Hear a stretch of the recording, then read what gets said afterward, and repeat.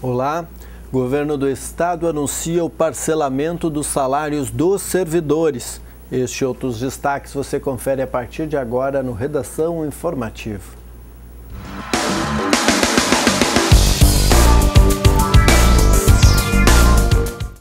Treze pássaros foram apreendidos em uma ação de combate ao tráfico de animais da Rede de Proteção Ambiental e Animal, a Repras, e Polícia Civil, na manhã desta sexta-feira. Os animais foram encontrados em gaiolas em uma residência na rua Irmando Vazheimer, no bairro Montanha. De acordo com o presidente da Repras, Vladimir da Silva, foram apreendidas aves conhecidas como o azulão, cardeal, trinca-ferro, sangue de boi, canário da terra e sargento, além de 2 alçapões usados para a captura dos animais. Os pássaros foram avaliados por um biólogo e posteriormente devolvidos à natureza na área do Jardim Botânico, aqui em Lajeado. 2 homens foram autuados por crime ambiental e responderão ao processo em liberdade. Eles também deverão pagar uma multa administrativa ao Instituto Brasileiro do Meio Ambiente e dos Recursos Naturais Renováveis, o IBAMA, podendo variar de R$ 500 até R$ 5.000 por ave. E um homem de 22 anos foi preso em flagrante pela Brigada Militar por volta das 8h15 da noite desta quinta-feira no bairro Conservas, em Lajeado, por tráfico de drogas. Em patrulha na rua Delfino Costa, os policiais avistaram um homem jogar uma sacola embaixo de um automóvel ao ver a viatura. Os brigadianos encontraram a sacola, que continha 70 gramas de maconha. Em depoimento, o homem confessou que venderia a droga por R$ 300. E uma loja na rua Doutor João Carlos Machado, próximo à entrada de Arroio do Meio, foi alvo de arrombamento na madrugada desta sexta-feira. Na ação, foram furtadas roupas masculinas da vitrine. É a 4ª vez que isso ocorre somente neste mês. Conforme a Brigada Militar, por volta das 3h40, um vigilante escutou um barulho da fachada de vidro sendo quebrada com uma pedra e avistou os responsáveis pelo crime fugindo em um carro em direção à rua Júlio de Castilhos, no centro de Arroio do Meio. A polícia fez buscas, mas não encontrou os criminosos. E o Ministério da Justiça divulga um relatório sobre o tráfico de pessoas no Brasil. Veja com Rafael Gasparotto. O relatório sobre o tráfico de pessoas no Brasil, divulgado pelo Ministério da Justiça, aponta uma intensificação no combate a esse tipo de crime. O tráfico é a retirada de uma pessoa do seu ambiente para fins como exploração sexual, trabalho escravo ou extração de órgãos. De acordo com os dados, em crimes de exploração sexual, a maioria das vítimas é mulher. Já em casos de trabalho escravo, a maior parte é do sexo masculino. São Paulo, Minas Gerais e Santa Catarina foram os estados que apresentaram informações mais completas sobre o número de vítimas do tráfico de pessoas. Os números da Secretaria Nacional de Segurança Pública mostram que, em todo o Brasil, 254 casos foram registrados em 2013. O secretário nacional de Justiça, Beto Vasconcelos, destacou o aumento do número de denúncias em todo o país. De acordo com a Secretaria de Direitos Humanos da Presidência da República, os casos denunciados passaram de 26 em 2011 para 218 em 2013. À medida que você cria um canal, cria campanhas como a campanha que a Organização das Nações Unidas vem fazendo ao longo dos últimos anos, a campanha Coração Azul, e sensibiliza, esclarece e informa a sociedade sobre o que é tráfico de pessoas, você garante maior confiabilidade no sistema. O secretário também ressaltou o aumento no número de operações de resgate feitas pelas autoridades. O estudo informa que, em 2013, 185 operações foram realizadas e que mais de 2.000 pessoas foram libertadas do trabalho escravo. Além da divulgação do relatório, também houve o lançamento de uma tiragem especial de 900 mil selos dos Correios, para lembrar a campanha Coração Azul, lançada em 2013 em vários países pelo Escritório das Nações Unidas sobre Drogas e Crime. O selo brasileiro traz a imagem de mãos atadas por correntes e simbolizam a libertação das vítimas do tráfico humano. O ministro da Justiça, José Eduardo Cardoso, afirmou que a colaboração entre diferentes órgãos é fundamental para reduzir o número de casos. Vimos que os números são bons do ponto de vista do enfrentamento, mas ainda são pequenos diante da realidade que nós temos que enfrentar. É necessário mais denúncias, é necessário maior conscientização, é necessário maior integração, é necessário maior ação conjunta de todos os órgãos do Estado e da sociedade brasileira para que nós possamos erradicar esse crime que nos traz tanta repugnância e tanto constrangimento. O governo se mostra otimista com o aumento do número de denúncias e de operações de combate ao tráfico de pessoas, mas ressalta que é importante ampliar a rede de atendimento capaz de identificar os responsáveis pelo crime. Dados internacionais apontam que para cada vítima identificada, outras 20 deixam de ser registradas. As pessoas têm medo de denunciar. Muitas vezes as pessoas, quando são levadas para o estrangeiro, os passaportes deles eles já não conseguem ter, os familiares estão ameaçados. Então, você tem que ter essa claridade, que o número de vítimas identificadas não é a mesma coisa que o número de vítimas total que nós pensamos que existem. Um aposentado de 69 anos foi assaltado em Santa Cruz do Sul na noite desta quinta-feira. Teve o seu carro roubado e utilizado por 3 criminosos para assalto a uma farmácia no centro de Lajeado. Perseguidos pela polícia, os bandidos capotaram o carro na RSC 453, mas conseguiram fugir para o matagal. Para surpresa dos policiais, ao revistar o automóvel, encontraram a vítima amarrada no porta-malas de seu Honda Fit. A Brigada Militar foi acionada depois do assalto em Lajeado e realizava buscas no bairro Moinhos, quando avistou um carro com as mesmas características informadas trafegando pela RSC 453. O policiamento fez o acompanhamento do Honda Fit até linha Primavera em direção a Venâncio Aires, onde o veículo capotou e os assaltantes conseguiram fugir para o matagal. O celular roubado na farmácia foi apreendido no veículo. Eles escaparam levando R$ 850 em dinheiro roubados da farmácia. Por precaução, a vítima foi encaminhada para atendimento hospitalar e já foi liberada. E o Corpo de Bombeiros de Lajeado combateu um incêndio em um pavilhão usado para beneficiamento de pinos para jardinagem e adubos. A guarnição foi acionada por volta das 6 horas da manhã desta sexta-feira para o atendimento em linha São Rafael. De acordo com os bombeiros, o fogo, que destruiu apenas uma máquina usada pela empresa, começou com curto-circuito no motor do equipamento. O combate foi realizado em cerca de 30 minutos e ninguém ficou ferido. E uma jovem de 23 anos teve diversos bens furtados durante um pequeno espaço de tempo enquanto estava abastecendo seu automóvel depois de sair da faculdade. O caso ocorreu por volta das 8h30 da noite desta quinta-feira em um posto de gasolina no bairro São Cristóvão. Segundo o relato da vítima, a polícia saiu do carro para pagar a conta no caixa e não trancou as portas do veículo. Somente ao chegar em casa percebeu o furto de seu notebook, R$ 150 em dinheiro e o extintor de incêndio do veículo. Acompanhe agora o comentário do advogado Edson Kober. Olá, amigos. Apesar do que vem sendo divulgado sobre a crise brasileira, o brasileiro está mais otimista em relação à economia. Pelo menos é o que revela a pesquisa encomendada pela CNI, divulgada nesta quarta-feira. O Índice Nacional de Expectativa do Consumidor em relação à economia demonstra que o indicador aumentou 1,8% entre junho e julho e mostra que o brasileiro está mais otimista em relação à renda, situação financeira, endividamento, inflação e desemprego, e a expectativa de melhora da renda pessoal foi a mais expressiva, aumentou 5,5%. Ou seja, os trabalhadores brasileiros estão mais otimistas sobre a geração de renda, pelo menos pelos próximos 6 meses, do que estavam em junho do ano passado. Apenas a expectativa de consumo de bens de maior valor caiu em relação a junho do ano passado.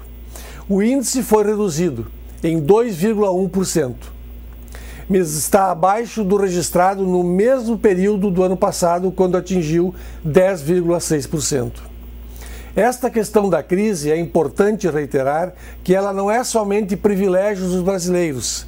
É uma crise mundial, estrutural, que chega ao fim um modelo econômico que chamamos de liberal.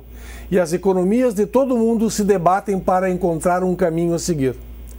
Podemos perceber o tamanho da crise pelos índices de desemprego de alguns países. Na Espanha, 25%, na Itália, 13%, França, 11%, África do Sul, 24%, Argentina, 6,9%, Alemanha, 6,4%, os Estados Unidos, 5,5%, Rússia, 5,9%, países do euro, 11,3%, Brasil, 6,2%. E por aí afora. Não podemos esquecer que todos esses países mantêm relações comerciais com o Brasil. E, por óbvio, sofrem lá, sofremos também. Afinal de contas, vivemos numa economia globalizada. Na comparação com o resto do mundo, o Brasil ainda mantém taxas consideradas baixas de desemprego. A economia mundial após 2008 mostrou alguns avanços, mas recuperar o mercado de trabalho nos níveis anteriores aos da crise global de 2008 segue sendo uma tarefa árdua, segundo o relatório da OIT. Até semana que vem. A Comissão Especial de Aviação Civil Regional luta para reduzir o ICMS dos combustíveis, medida considerada fundamental para desenvolver o setor. Essa foi uma das medidas debatidas no primeiro semestre na Assembleia Legislativa. A repórter Luciane Fagundes traz as informações. Instituída para analisar a situação da aviação civil regional e buscar alternativas para potencializar os serviços, a Comissão Especial de Aviação Civil Regional realizou 11 audiências públicas e 2 reuniões entre os meses de abril e junho. Presidida pelo deputado Frederico Antunes, a comissão visitou os municípios de Santo Ângelo, Santa Rosa, Passo Fundo, Erechim, Santa Cruz do Sul, São Borja, Rio Grande, Pelotas, além da capital. Em Santa Maria, Antunes participou do ato que oficializou a municipalização do terminal de passageiros do aeroporto local. Para ele, a medida prova que, com apoio político, os problemas podem ser superados. Ele pede à mesma União para reduzir o valor do ICMS incidente sobre os combustíveis da aviação, apontado como um dos empecilhos que travam o desenvolvimento do setor. Diminuir de 12 para 7%, ou até mesmo chegarmos a 4%, que é o mesmo Santa Catarina e Paraná, é uma meta da comissão. Isto é uma pequena ação que nós já estamos conversando com o governo do estado, que pode atrair empresas que já querem ou já têm a exposição do seu interesse de praticar outros voos regulares no estado do Rio Grande do Sul. Entre as metas da comissão especial estão a diminuição dos custos das tarifas, o aumento do fluxo de passageiros nos aeroportos, a melhoria da infraestrutura aeroportuária e a expansão dos serviços aéreos a localidades desatendidas ou atendidas de forma precária. Segundo Antunes, os municípios com voos regulares possuem vantagens em relação aos demais, como PIB mais elevado, incremento nos negócios e redução da evasão demográfica. O deputado ouviu do secretário estadual de Transportes que o governo está trabalhando para diminuir a alíquota de ICMS. Esse trabalho já foi apresentado pela Assembleia à Fazenda, a Secretaria de Fazenda, que é quem compete a fazer os estudos necessários para a implementação dessas medidas. A Secretaria de Transportes já fez seu relatório favorável à implantação. Cabe agora, a este momento, numa articulação política, uma decisão governamental de que fazer, quando fazer e como fazer. A comissão ainda esteve em Uruguaiana, onde realizou vistoria no aeroporto Rubem Berta. Na ocasião, o ministro da Aviação Civil, Eliseu Padilha, assegurou que os voos comerciais devem ser retomados em breve. Desde 2013, este serviço está suspenso no município. Nós apenas temos que fazer uma adequação para separar a área de embarque da área de desembarque. Então vai ser executada uma pequena obra, mas para alegria nossa, a própria comunidade responsabilizou-se por essa obra. Nós vamos ver o projeto para ficar dentro do padrão da Infraero. Nós temos apenas que ver a estação de navegação aérea, que é uma questão que nós temos que resolver, e algumas instalações para a questão da bagagem, que é o raio-x, que é o detentor de metal, aquelas coisas que são tradicionais nos aeroportos. A notícia animou Mari Godoy. Moradora de Uruguaiana, a esteticista viaja toda semana para Porto Alegre. Entre a ida e a volta, ela gasta em média 14 horas. Assim que os voos recomeçarem, ela ganhará 12 horas de agenda livre. Vai ser um passo muito grande, porque a gente tem dificuldade de aumentar novos cursos, mestrado principalmente, né, que é uma meta da educação, porque ninguém quer vir trabalhar em Uruguaiana pela distância, né? A questão da saúde, que eu acho imprescindível, pela agilidade que vai ser de levar um paciente em apenas 1h30, 2 horas no máximo, sendo que um paciente hoje por ambulância leva também 9 horas de viagem. Ganha a sociedade como um todo. Ganha a sociedade como um todo. Neste sábado e na segunda-feira continuam as matérias da série Quem são os Jovens do Vale, produzida pelos jornalistas Rodrigo Nascimento e Juliana Benck para o Jornal Informativo. Eles falam agora sobre os temas culto ao corpo e preconceito e vão pautar as matérias deste sábado e da segunda-feira. É com vocês. Olá, Márcio. Nós estamos aqui na redação do Jornal Informativo, trabalhando na segunda e na terceira edição da série de reportagens Quem são os Jovens do Vale do Taquari. E essa segunda reportagem tem um tema que é de interesse coletivo, Juliana, que não é só mesmo dos jovens, que é o corpo perfeito, o culto à saúde. E os dados tabulados pela equipe do professor Gerson Bonfadini mostram uma realidade um pouco diferente do que a gente imagina, não é, Juliana? Justamente. Essa pesquisa apontou que mais da metade dos jovens, aqui da região, entrevistados para a pesquisa, dizem que não estão satisfeitos com o corpo. E a partir disso, então, buscam na academia, na prática de esportes ou com dietas, a forma de resolver isso e ficar em dia com a balança e também com a saúde. E é sobre isso que a gente trata nessa segunda matéria da série, abordando, conversando também com o professor doutor Carlos Tiedemann, da Univates, que é doutor em ciência do movimento e fala um pouquinho sobre esse limite do culto ao corpo, até que ponto isso é saudável, até que ponto vai apenas a preocupação com o estereótipo e também a importância de priorizar a saúde do corpo. É aquela coisa de estar bem consigo mesmo e não se moldar pelo que o mercado da moda ou o que, como tu disseste, os estereótipos de beleza pregam para a maioria. Isso está bem presente dentro desses dados. Já a terceira reportagem, que vai ser publicada na edição de segunda-feira do Jornal Informativo, trata de um tema muito importante e que deve ser discutido sim por toda a sociedade, que é o preconceito. Os números tabulados com os jovens, com mais de quase 400 jovens de todos os municípios do Vale, apontam que em uma década, ou mais de uma década, em 11 anos, o percentual do número do preconceito contra o homossexualismo reduziu à metade. No entanto, o preconceito racial continua, permanece. E é isso aí que a gente trata, então, a gente vai abordar essa questão, esmiuçar isso, falar sobre preconceito, tema que às vezes ainda é um tabu, e especialmente entre os jovens, Vamos tratar disso aí nessa matéria da segunda-feira, então não percam a série. Tá certo, então, Márcio, nós voltamos com você, até semana que vem. O governador José Ivo Sartori gravou o pronunciamento em que se dirige à comunidade, e em especial ao funcionalismo, para falar sobre o parcelamento do salário dos servidores. Acompanhe. Gente, hoje nós estamos comunicando à sociedade gaúcha o parcelamento do salário do nosso funcionalismo. É uma notícia que ninguém gostaria de dar, mas não é uma questão de escolha ou de vontade.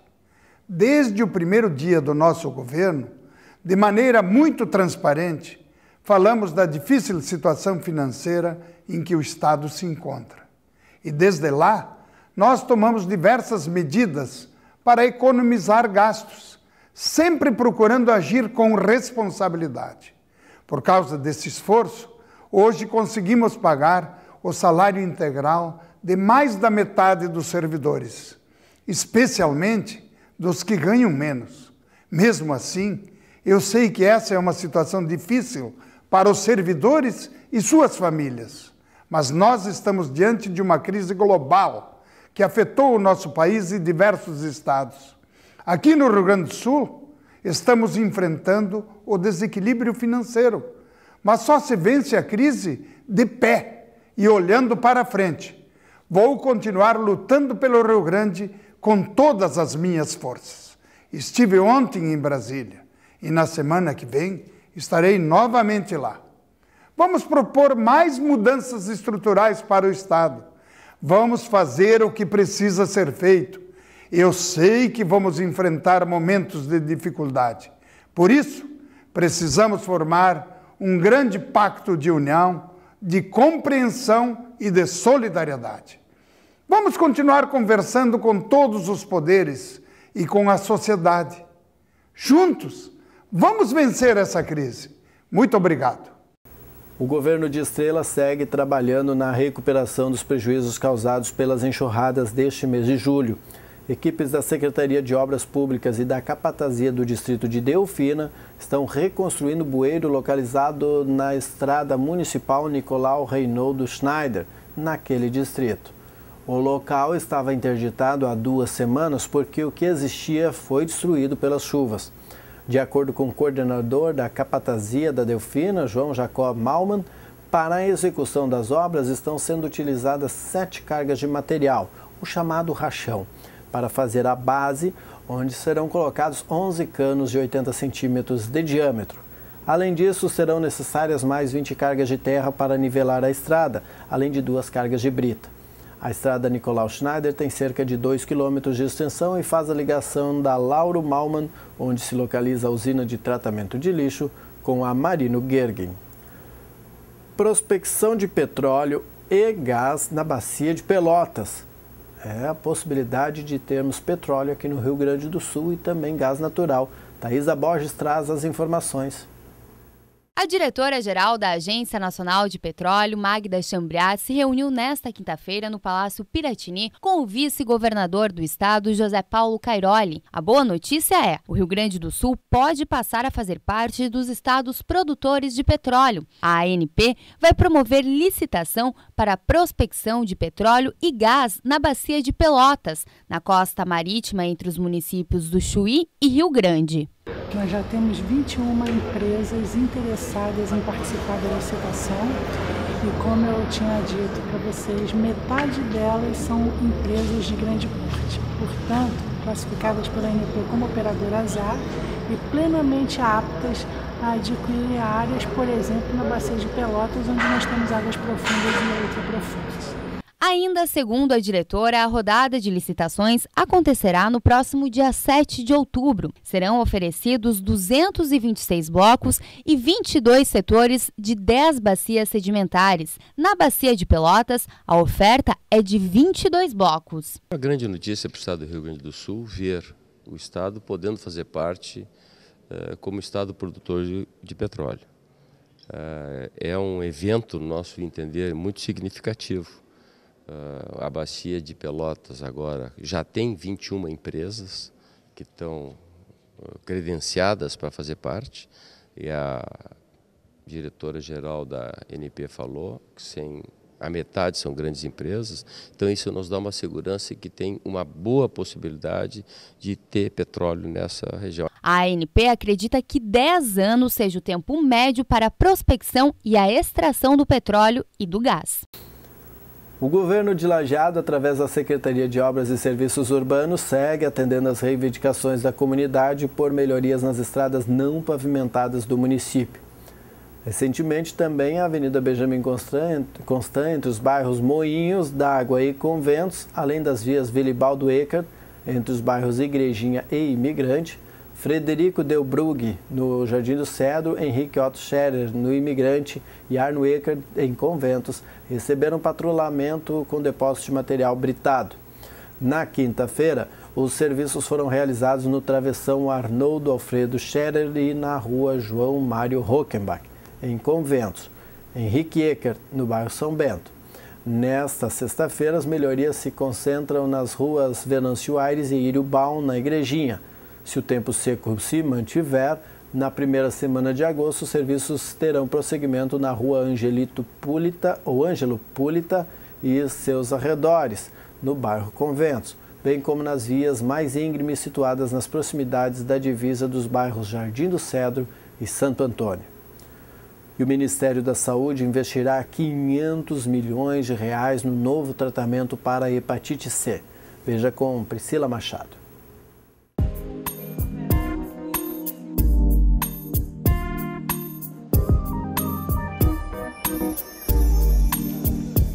Os novos medicamentos para a hepatite C aumentam as chances de cura, diminuem o tempo de tratamento, além de garantir mais conforto e qualidade de vida aos pacientes, com menores efeitos colaterais.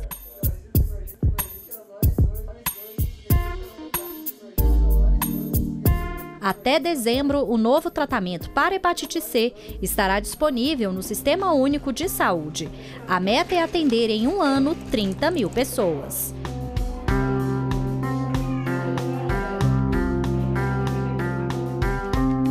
É uma revolução no tratamento da hepatite C, muito parecida que aconteceu com a AIDS, com o surgimento dos coquetéis, né? Nós temos, primeiro, um aumento do percentual de cura, de 42% para 90%. Uma diminuição do tempo de tratamento, de 9 meses para 3 meses. Uma maior facilidade, porque hoje os medicamentos disponíveis são injetáveis e nós passamos a ter o tratamento por via oral. E a possibilidade de também tratar pacientes que tenham a co-infecção do vírus da hepatite C com HIV/AIDS e os pacientes que foram submetidos a transplante, que antes não podiam ser tratados.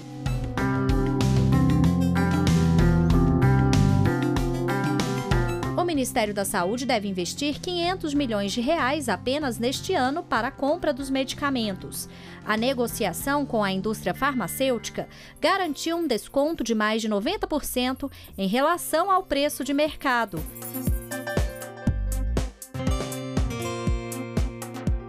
Nós conseguimos garantir o que há de mais moderno em termos de tratamento da hepatite C por um preço que é 10% do preço hoje praticado nos Estados Unidos e muito inferior, mas muito inferior ao que é praticado inclusive nos países europeus. Então o Brasil é um dos primeiros países do mundo a incorporar esse tratamento mais moderno, esse novo protocolo e que estará disponível em pouquíssimo tempo na rede pública do SUS para tratar com dignidade as pessoas que são portadoras do vírus da hepatite C. Todos os anos são notificados 10 mil novos casos de hepatite C no Brasil. A doença é uma importante causa de câncer de fígado e cirrose. É silenciosa e só apresenta sintomas em estágio avançado. Desde 2011 são distribuídos testes rápidos da doença, que não conta ainda com uma vacina. E como ação do Dia Mundial de Luta contra as Hepatites Virais, o Ministério da Saúde lançou nova campanha para incentivar o diagnóstico e tratamento. Você pode ter contraído hepatite C. Por isso, você precisa fazer o teste. A hepatite C pode ficar anos sem apresentar sintomas, podendo evoluir para câncer, cirrose e até levar à morte. Não corra esse risco. Procure uma unidade de saúde e faça o teste. Ele é rápido, seguro e sigiloso. Quanto antes for feito o diagnóstico, melhor. Hepatite C. O teste é o primeiro passo para a cura.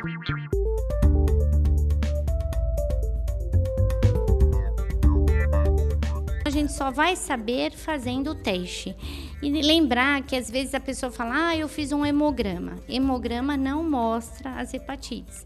Então, a hepatite é um exame específico. Então, a pessoa precisa fazer um teste específico para o vírus C, o vírus B.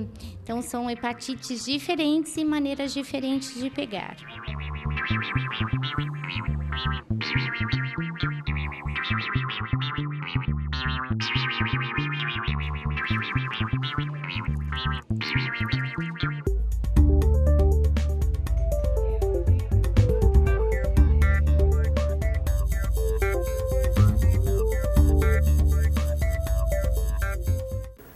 A semana foi quente, mas o inverno costuma ser de intenso frio.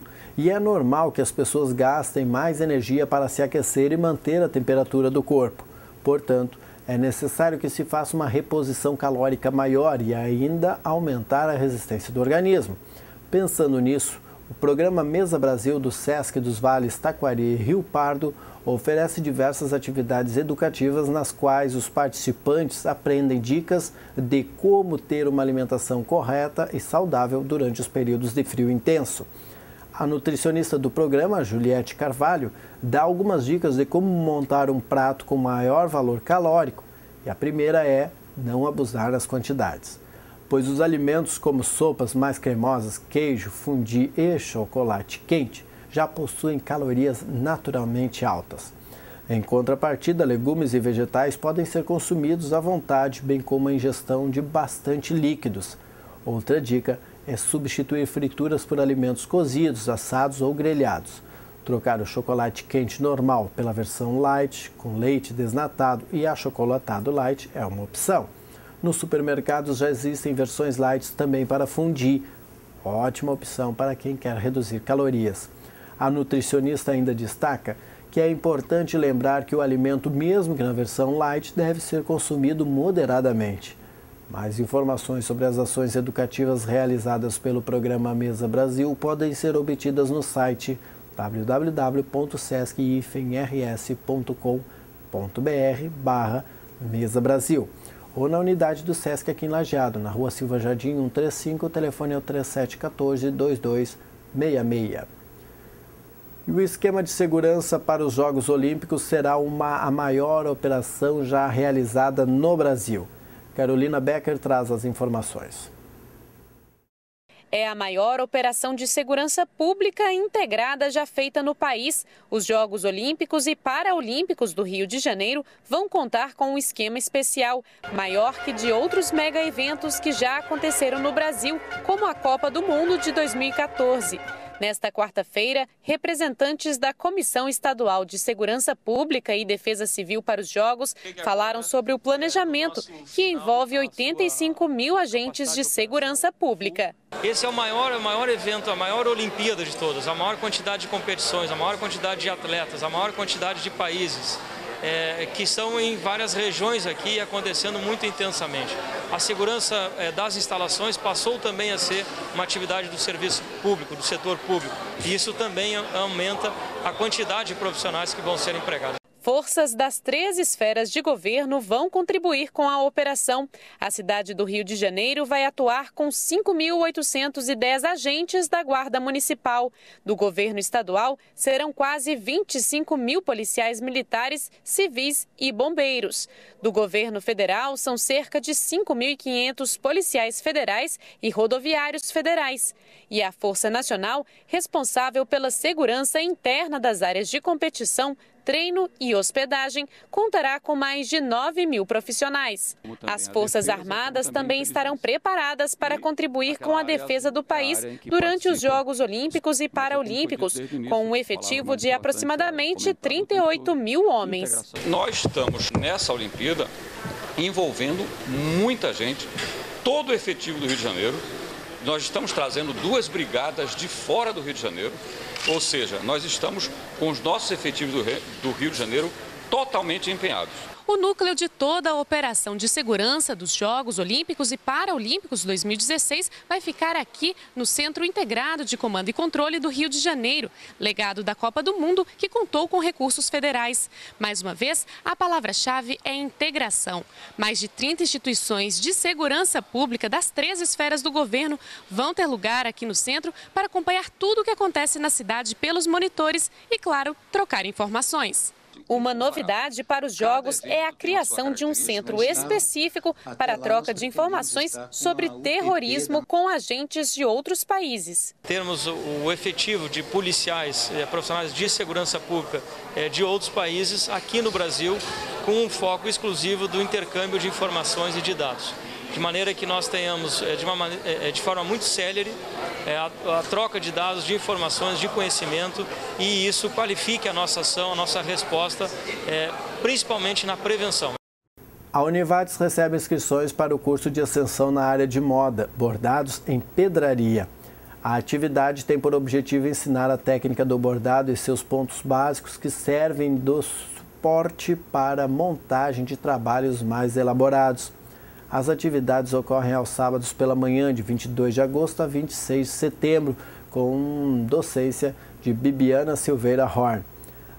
O curso, destinado a alunos do curso de Design de Moda e interessados na área, contempla a aprendizagem de pontos base, como vidrilho, miçangas, torcide e paetê. Também será trabalhada a transformação dos pontos base em bordados. O investimento é de 3 parcelas de R$ 200. Os alunos e diplomados dos cursos de graduação e sequencial, além de estudantes dos cursos técnicos e de pós-graduação da Univates, recebem 10% de desconto. Os interessados podem participar ou podem se inscrever até 15 de agosto pelo site univates.br/inscrições/extensão ou pessoalmente na Secretaria de Extensão na sala 110 do prédio 1. Mais informações no 3714-7011 ou 3714-7000, ramais 5209 e 5210. E a Conab assina um protocolo de intenções para fortalecer a agricultura familiar. Veja com Priscila Machado. A maior parte dos alimentos que chega às mesas dos brasileiros vem da produção da agricultura familiar.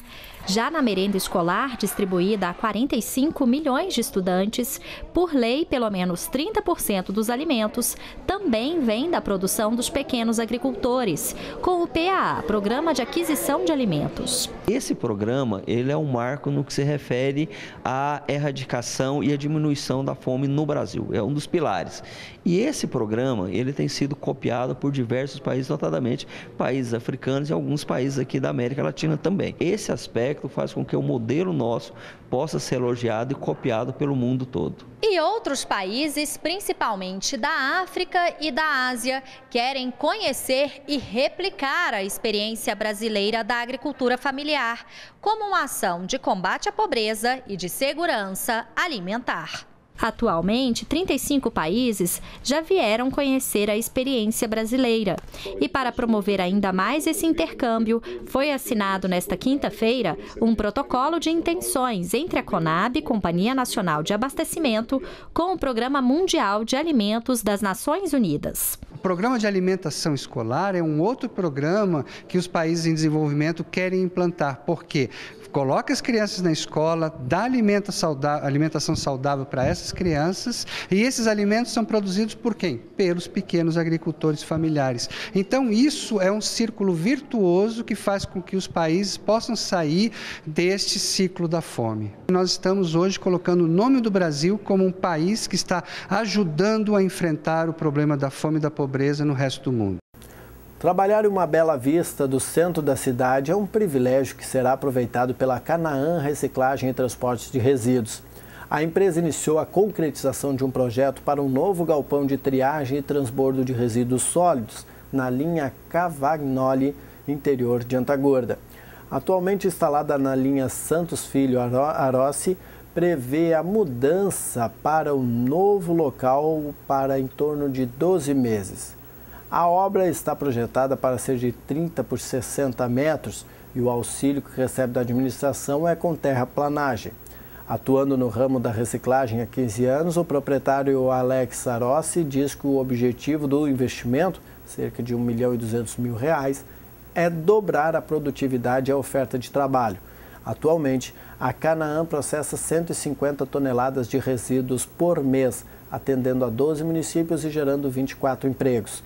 Além da Canaã, através da Secretaria de Obras, a administração de Antagorda também já auxiliou com horas máquinas para terraplanagens ou melhoramento de acessos. Neste ano, a agroindústria Taicá, localizada na linha Santos Filhos Arossi, a ervateira Voljan, no distrito de Itapuca, a ervateira exportadora e importadora Acreve e a Mioto Alimentos, ambas em linha Docena. Estão programados também para os próximos meses auxílios à empresa Laticínio Cotrilac, da linha Docena, e uma nova ervateira a ser instalada na linha Contini. Conforme o prefeito Neuri Luiz Dalla Vecchia, mesmo a situação sendo de crise, com um planejamento prévio, a administração pretende concretizar todas as obras previstas. Vamos agora à agenda cultural e social com Tassiana Colombo. Olá! Este domingo tem Arte na Praça em Lajeado. O evento, que ocorre sempre na Praça João Zarte Sobrinho, no bairro Americano, desta vez vai acontecer na Praça da Matriz, no centro. As atividades começam às 10 da manhã. A cidade de Encantado vai eleger seu mister no domingo. O evento será no Auditório Itália a partir das 7 da noite. O vencedor vai direto para o final do concurso estadual no ano que vem, que ocorre em Canoas. Também no domingo, a C-Culture de Estrela promove a 4ª edição do Art Rock Skate, na pista de skate. O evento começa às 3 da tarde e conta com o show da banda CB4 e DJ Bira. Sábado que vem ocorre o Saturday Light, na Aquat, em Lajeado. A banda Fran Chicos e os DJs do Carisma animam a noite. O evento tem o apoio do Jornal Informativo. O músico Renato Borghetti, o Borghetinho, realiza o musical Gaita Ponto 30 anos no próximo dia 18. A apresentação será no CTG Tropilha Farrapa, em Lajeado, a partir das 8 da noite. A promoção é do Arte Sesc. Já a Soges apresenta o show de humor de Kiko Lemos, mais encenação do grupo Vocal em Cena, no próximo dia 20, às 8 da noite. Os ingressos estão à venda no Clube em Estrela. E terça-feira, dia 4, o Sesc Lajeado realiza o espetáculo teatral Guerra, Formigas e Palhaços. A peça ocorre às 8 da noite no Teatro do Sesc. Obrigado, Tassi.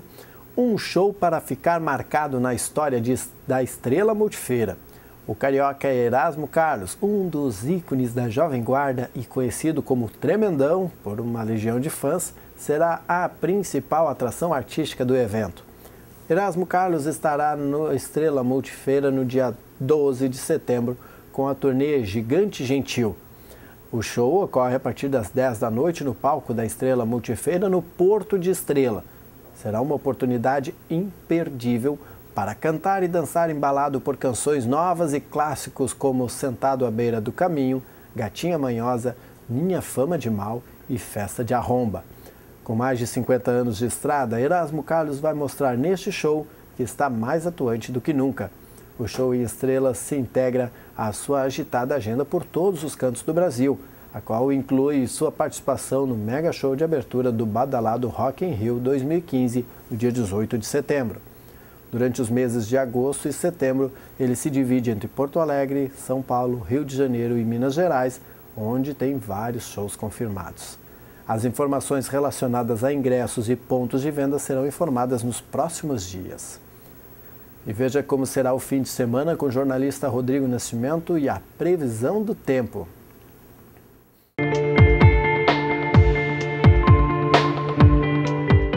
Olá, esse é o Boletim do Tempo para o Redação Informativo, com a previsão para este fim de semana no Rio Grande do Sul e no Vale do Taquari.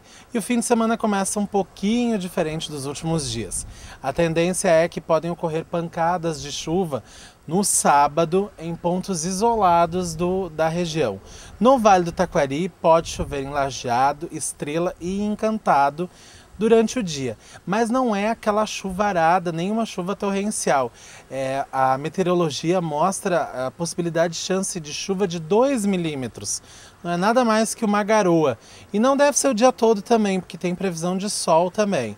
Depois o tempo abre, o domingo vai ser de muito sol e calor e esse tempo estável, o tempo seco, segue pelos próximos dias da semana que vem. A tendência é que a chuva retorne ao Rio Grande do Sul lá pelo meio da próxima semana, mas isso é assunto para a semana que vem. Vamos ver então como ficam as temperaturas em Lajeado neste fim de semana. O sábado será de sol e com possibilidade de chuva em Lajeado. O dia começa com 17 graus e a máxima chega aos 27 graus neste sábado. No domingo, o tempo abre e é só sol e alegria. 17 graus a mínima e a máxima 28 graus. Na segunda-feira, pode ter um pouco mais de nebulosidade, não está descartada a chance de pequenas pancadas de chuva, mas não é nada que nem sábado, assim, é aquela nuvenzinha que vem e vai embora. A mínima prevista para segunda-feira é de 18 graus e a máxima pode alcançar os 25 graus em Lajeado na segunda-feira. Nós vamos ficando por aqui então. Ótimo fim de semana a todos. Na semana que vem a gente está de volta no Redação Informativo, sempre, é claro, na sua companhia. Até lá!